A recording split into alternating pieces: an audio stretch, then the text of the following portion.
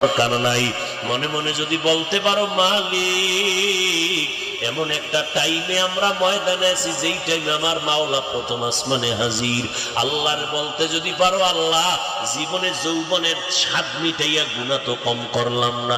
আমার আব্বাই নিষেধ করছে মানি নাই, আমার মা নিষেধ করছে শুনি নাই, আমার ওস্তাদ শিক্ষক নিষেধ করছে আমি শুনি নাই। মনে চাইছে পার্কে যাব, একটা দৌড় মাইরা চলে গেছি, কেউ ফিরাইতে পারে নাই।